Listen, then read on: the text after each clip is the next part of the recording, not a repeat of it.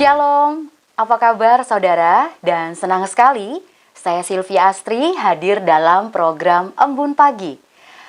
Kali ini saya bersama dengan hambanya Pendeta Joel Betakore. Saya akan sapa, Shalom.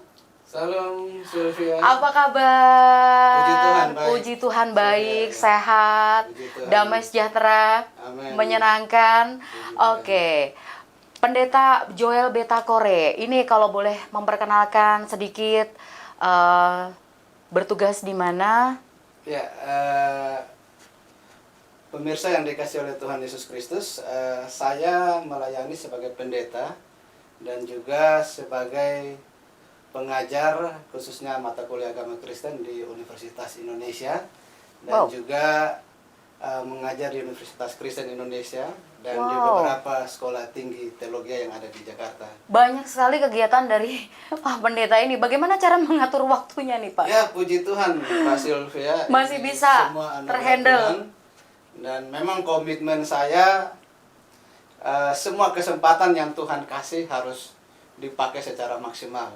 Haleluya, luar biasa sekali melayani dengan caranya hambanya ini adalah dengan menjadi dosen ya, boleh dikatakan seperti itu di beberapa universitas ternama di Jakarta ya. Menghadapi mahasiswa tentunya bukan hal yang mudah. Bagaimana cara mengatasi itu sebelum kita masuk ke topik nih? Ya, jadi mengatasi tingkah laku mahasiswa yang sekarang semakin semakin smart ya.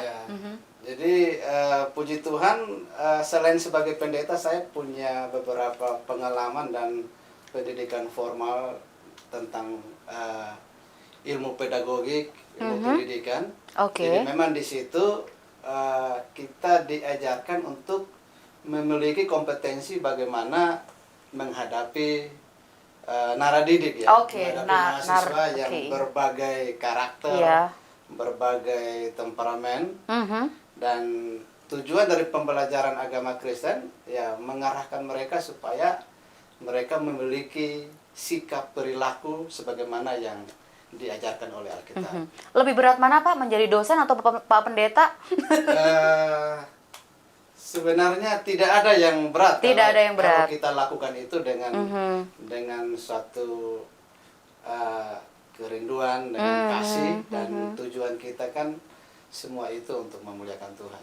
Oke, luar biasa sekali ya, karena memang menghadapi beberapa karakter orang ini tidak mudah ya. Dan tantangan dari Pendeta Joel ini adalah menjadi dosen dan kemudian menjadi hambanya ketika di gereja gitu ya, Pak Pendeta ya.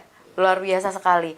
Oke, kita hari ini atau di program Embun Pagi ini kita untuk episode pertama ini kita akan membahas tentang iman. Iman yang sejati. Iman yang sejati. Iman yang sejati itu seperti apa? Kita akan bahas hal ini dengan hambanya Pendeta Joel. Dan Pendeta Joel kalau boleh melayani di mana? Sedikit saja. Saya melayani di Gereja Bethel Indonesia Sungai Kehidupan. Oke, baiklah. Dan bicara tentang iman sejati, kita akan membuka Ibrani 11. Kita akan baca ayat 1 sampai 6. Ya. Siapa mau membacakan? Boleh saya bacakan. Ya. Ibrani pasal 11 ayat 1 sampai 6. Iman adalah dasar dari segala sesuatu yang kita harapkan dan bukti dari segala sesuatu yang tidak kita lihat. Sebab oleh imanlah telah diberikan kesaksian kepada nenek moyang kita. Karena iman kita mengerti bahwa alam semesta telah dijadikan oleh firman Allah, sehingga apa yang kita lihat telah terjadi dari apa yang tidak dapat kita lihat.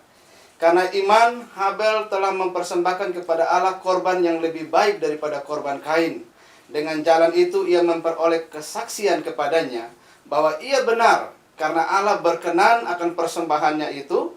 Dan karena iman ia masih berbicara sesudah ia mati.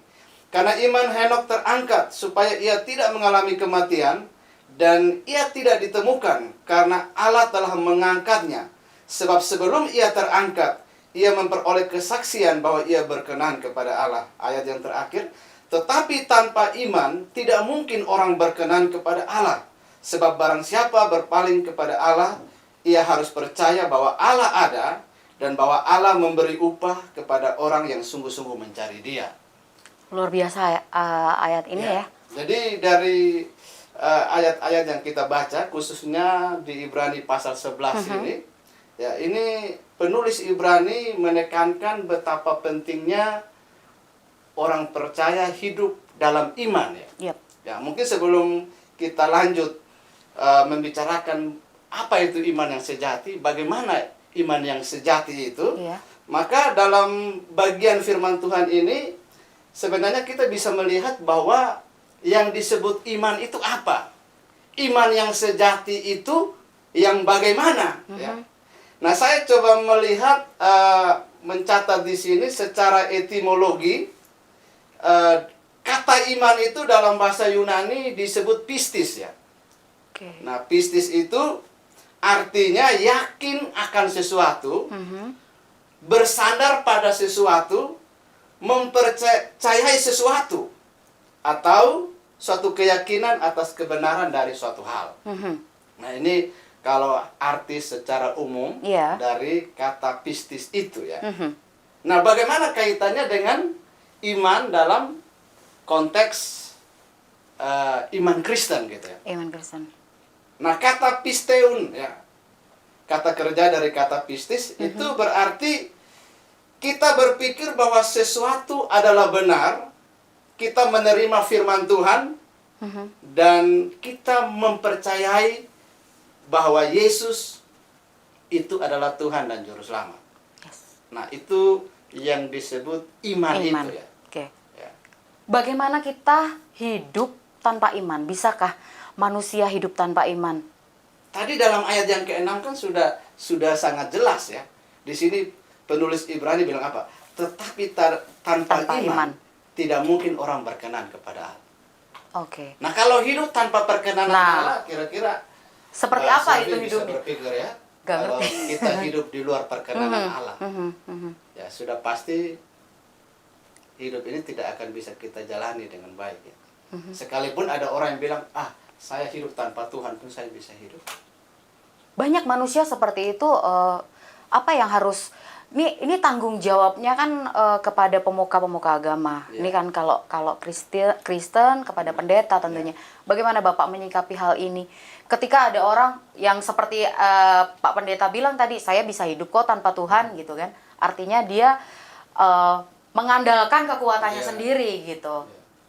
Nah, sebenarnya Alkitab sudah sangat jelas menekankan bahwa hidup manusia ini kan seperti uap.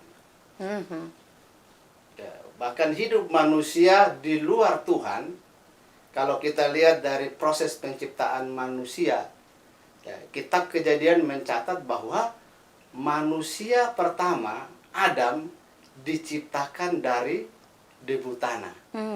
Ya. Dan debu tanah itu tidak akan pernah menjadi makhluk yang hidup Oke. kalau Tuhan tidak menghembuskan nafasnya. Ya, karena Kitab Kejadian mencatat setelah Tuhan membuat manusia dari debu tanah, dia menghembuskan nafas hidup. Nah, ini artinya apa?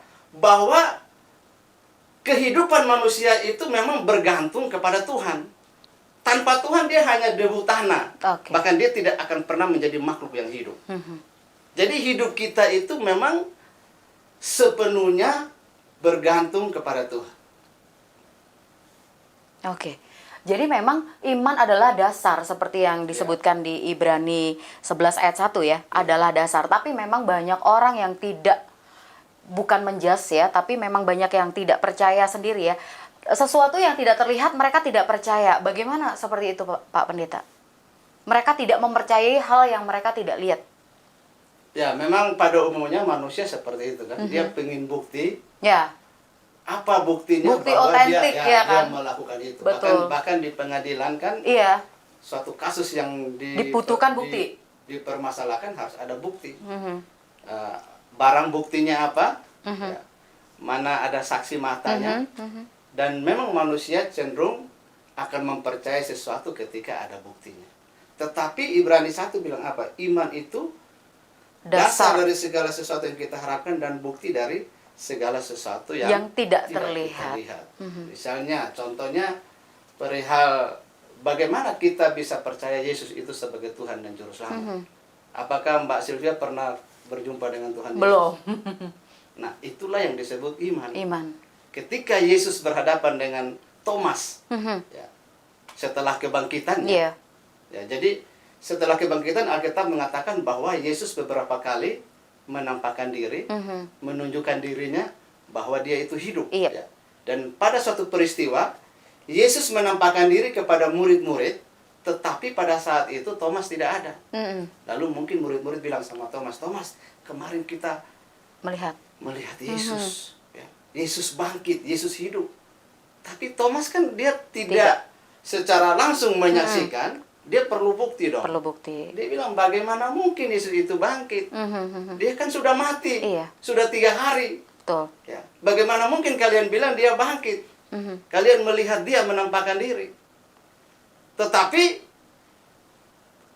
Thomas dia tetap bersikeras. Bahkan Thomas ini ada yang bilang adalah orang yang rasionalis. Ya. Orang yang rasionalis itu, kalau segala sesuatu tidak bisa diterima oleh akal sehat, maka dia tidak akan percaya. Nah, dalam soal iman, saudara, kita tidak selamanya harus menyatakan bahwa sesuatu itu terlihat, sesuatu itu masuk akal baru kita percaya. Ya. Hal inilah yang menjadi mungkin tugas dari Pak Pendeta contohnya ya, untuk meyakinkan bahwa memang dengan tanpa terlihat pun kita harus percaya. Itu yang disebut iman sejati. Nah, tadi gitu. saya lanjutkan, Betul. diingatkan lagi.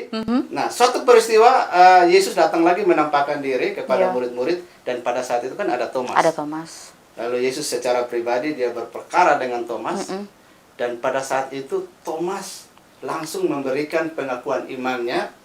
Dia berkata, engkau adalah Tuhanku dan Allahku. Dan apa yang dikatakan oleh Yesus? Yesus bilang begini, Thomas, engkau percaya karena Sudah melihat. Tetapi berbahagialah mereka yang percaya sekalipun tidak melihat. Yaitu kita. Ya. Kenapa saya percaya sebagai Tuhan dan Juru Selamat? Kenapa Mbak Sylvia menjadikan Yesus sebagai Tuhan dan Juru Selamat? Padahal kita belum pernah berjumpa dengan dia. Itulah yang disebut iman. Tapi dalam diri manusia pasti ada ragu-ragu ya. Benar nggak sih Pak Pendeta? Pernah nggak Pak Pendeta mempunyai satu kasus gitu untuk meyakinkan iman seseorang? Padahal kita nggak boleh ya menjudge kamu tidak beriman, iman kamu segini, iman saya lebih tinggi. Tidak boleh seperti itu ya Pak Pendeta. Pernah nggak berjumpa dengan orang yang istilah sekarang apa ya, ngeyel gitu? Bahwa ya Tuhan itu nggak ada gitu, seperti itu. Bagaimana cara meyakinkan seseorang seperti itu? Karena saya pernah juga sih ngalamin seperti itu Pak Pendeta. Halah, kamu nggak ini, iman kamu cetek gini-gini. Nah itu kan saya sendiri nggak bisa jawab. Tapi saya yakin bahwa iman yang saya jalani gitu, bahwa saya percaya sama Tuhan saya, dia yang menyelamatkan seperti itu. Jadi memang bagaimana cara menangani seperti itu? Sebenarnya itu kita akan bahas bagaimana iman itu dibuktikan dalam kehidupan kita sehari-hari. Akan terlihat ya dalam tingkah laku, dalam bagaimana kita meresponi menjalani kehidupan ini, bagaimana orang yang disebut dia memiliki iman kepada Yesus sebagai Tuhan dan Juru Selamat. Oke. Ini di ayat 2 nih, saya tergelitik nih. Sebab oleh imanlah telah diberikan kesaksian kepada nenek moyang kita. Mungkin Pak Pendeta bisa menjabarkan nih tentang ayat 2 dari Ibrani 11. Ya, jadi sebenarnya bagian ini kan nanti sudah dijawab pada ayat-ayat berikutnya. Oke. Bagaimana penulis Ibrani dia membeberkan tokoh-tokoh iman ya. Mulai dari di sini, mulai dari Habel. Karena iman, Habel sudah mempersembahkan kepada Allah korban yang lebih baik daripada korban Kain. Nah, di sini penulis Ibrani melihat bahwa tokoh-tokoh Alkitab ini mereka sudah memberikan kesaksian iman mereka kepada Tuhan. Mereka bergantung, mereka percaya, mereka menyandarkan pengharapan mereka hanya kepada Tuhan. Dan dibuktikan lewat ketaatan mereka untuk melakukan apa yang Tuhan perintahkan kepada mereka. Jadi sebenarnya di ayat ini nih sudah jelas bagaimana ini contoh-contoh ya. Contoh nyata bagaimana iman itu bisa menyelamatkan seseorang gitu ya, dengan iman sejati. Nah, seperti itu. Mungkin Pak Pendeta mau menambahkan lagi?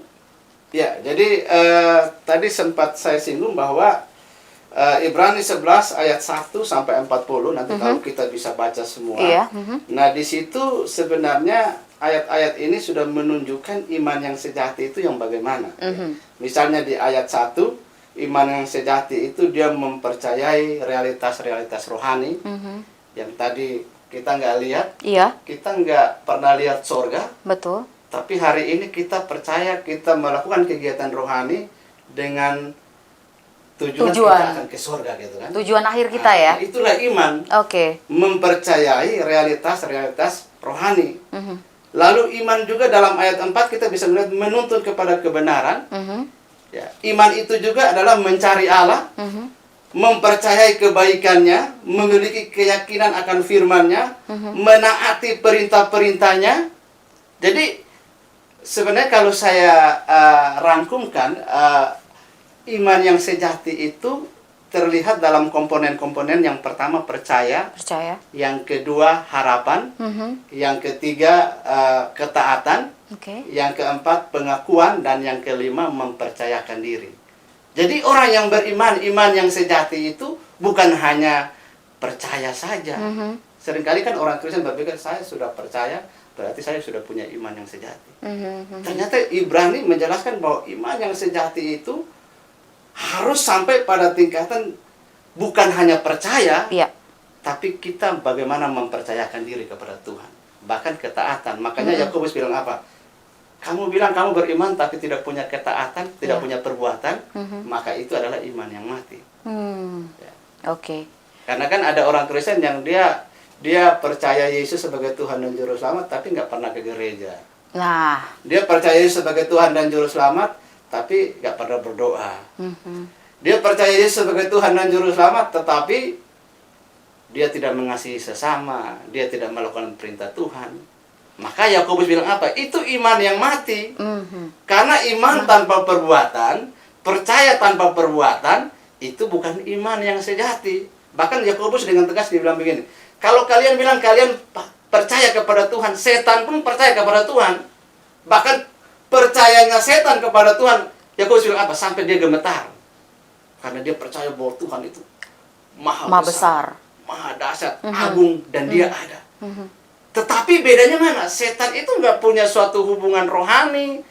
Dia pribadi yang memberontak kepada Allah. Makanya Yakobus sangat menekankan bahwa orang Kristen yang hidup memiliki iman yang sejati, dia harus percaya dan juga dibuktikan lewat perbuatan. Ketaatannya. Ya. Saya pernah jumpa ada orang Kristen bilang begini, Pak Pendeta, saya biar nggak ke gereja, saya ini mengasihi Tuhan. Wah, caranya seperti apa gitu ya? Saya bingung juga. Pernyataan dia, saya coba renungkan. Ya. Dia tidak mengasihi Tuhan tapi nggak mau ke gereja. Nggak mau berdoa. Nggak mau berdoa, mabuk-mabukan. Ya. Nah, apakah itu benar? Sedangkan Yakobus bilang apa? Kalau perbuatanmu tidak menunjukkan imanmu, bagaimana kita bisa bilang itu iman yang hidup? Iman yang sejati. Memang orang yang ke gereja belum tentu dia mengasihi Tuhan. Tapi orang yang mengasihi Tuhan pasti ke gereja. Nah, pasti ke gereja. Memang orang yang memberikan persembahan itu belum tentu mengasihi Tuhan. Karena ada yang kasih persembahan ya karena biar dilihat pendeta. Atau ya supaya memang dia dilihat orang, betul. Gitu. Atau hanya karena kewajiban. Memang orang Kristen kalau ke gereja perpuluhan kasih kolekte gitu. Iya, betul. Nah, tetapi kalau dia benar-benar mengasihi Tuhan, dia punya iman yang luar biasa. Saya percaya orang itu nggak perlu disuruh pun dia akan kasih. Iya. Nggak perlu dimarah-marahin pun dia akan pergi ke gereja. Iya.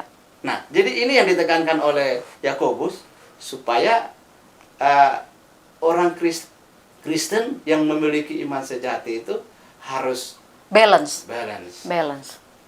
Harus ya, ada semua komponen yang tadi itu ya, percaya, harapan, ketaatan. Ini yang susah mungkin ya, ketaatan itu ya Pak Pendeta ya. Mungkin orang sibuk, lebih mementingkan hal-hal duniawi. Kebanyakan sekarang seperti itu. Ya kan, semakin ramainya mungkin kalau gereja itu hanya ada beberapa apa ya, mungkin lagi Natalan Ya. penuh gereja. Itu disebut Kristen napas ya. Natal Kristen dan Paskah. Natal dan Paskah, ya. Paskah. Jadi memang di sini nanti kita akan bahas bagaimana kita memelihara iman. Nah, memelihara iman itu lewat apa ya? Kita harus rajin ke gereja. Dan sebenarnya di sinilah membuktikan kalau kita mendasarkan pemahaman ini dari surat Yakobus, maka bukti orang yang beriman adalah dia melakukan perintah Tuhan. Yes. Ya, jadi itu hal yang tidak boleh dipisah-pisahkan ya. Jadi orang Kristen juga tidak boleh bermalas-malasan dengan mengatakan udah pasti masuk surga, aku nggak perlu melakukan apapun, aku sudah masuk surga. Itu juga salah ya. Sangat salah. Tuh, iman tanpa perbuatan adalah mati dan sia-sia. Iya, betul ya. Nah, ini ada satu hal yang saya mau tambahkan. Iya. Orang yang benar-benar sudah berada dalam Kristus ya, dan di sini pasti dia beriman kan, bertobat percaya, itu dia bagaikan benih yang sudah memiliki hidup, yang nanti akan bertumbuh dan berbuah. Ya tadi kalau ditanya kok ada orang Kristen yang masih ketaatannya belum, memang sih ini proses ya. Iya. Proses di mana yang tadinya dia baru hidup, rohnya baru hidup, dan ini proses untuk menuju kepada kesempurnaan. Ya. Nah makanya supaya iman itu terus bertumbuh, dia harus ya melaksanakan ada sarana-sarana yang Tuhan berikan bagi kita seperti ibadah, doa, membaca firman Tuhan. Nah ini semua yang akan membuat dia terus bertumbuh di dalam imannya kepada Kristus ya. Ya. Ya. Oke.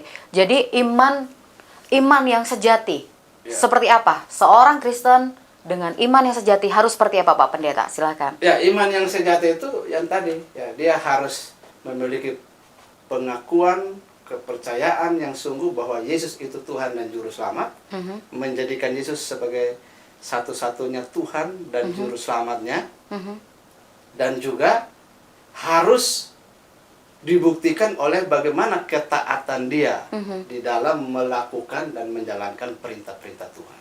Oke. Nah ini iman yang sejati, tidak boleh hanya salah satunya. Iya. Bahkan di sini ada beberapa tokoh yang mengatakan bahwa iman sejati itu harus melibatkan 3 aspek ya. 3 aspek. Aspek pikiran, yaitu pengenalan akan kebenaran Allah. Nah kemudian aspek perasaan, ya timbulnya perasaan untuk mengasihi Tuhan. Dan yang terakhir aspek kehendak, yaitu adanya kehendak, kemauan untuk menyerahkan hidupnya seluruhnya kepada Tuhan. Adanya kemauan untuk melakukan perintah Tuhan. Nah itu yang disebut iman yang sejati. Dalam pikirannya dia mengenal Allah, ya, dalam perasaannya dia mengasihi Tuhan, tetapi harus dilanjutkan pada tahap yang ketiga, yaitu kehendak dia, kemauan dia untuk menjalankan perintah Tuhan, melakukan apa yang Tuhan perintahkan. Oke. Puji Tuhan, luar biasa sekali apa yang disampaikan oleh hambanya Pendeta Joel, bahwa iman tanpa perbuatan adalah sia-sia atau mati. Jadi kita sebagai seorang Kristen, ya, kita sebagai seorang Kristen harus melakukan apa perintah Tuhan. Jadi hidup harus balance, di mana kita beriman dan kita juga melakukan apa yang diperintahkan oleh Tuhan. Shalom, terima kasih sekali. Ya, Puji kasih. Tuhan untuk firman yang baik ini juga mengetuk hati pemirsa juga yang mungkin ya melakukan, saya beriman tapi mungkin tidak melakukan perintah-perintah Tuhan. Semoga dengan apa yang ayat-ayat tadi dan penjelasan dari Pendeta Joel, kita juga sebagai seorang Kristen memahami apa itu perintah Tuhan dan benar-benar menjalankannya. Kita akan berjumpa kembali dengan Pendeta Joel dengan topik-topik lain masih tentang iman. Jadi nantikan terus di Embun Pagi. Saya Sylvia Astri dan juga Bapak Pendeta Joel menyampaikan terima kasih. Shalom.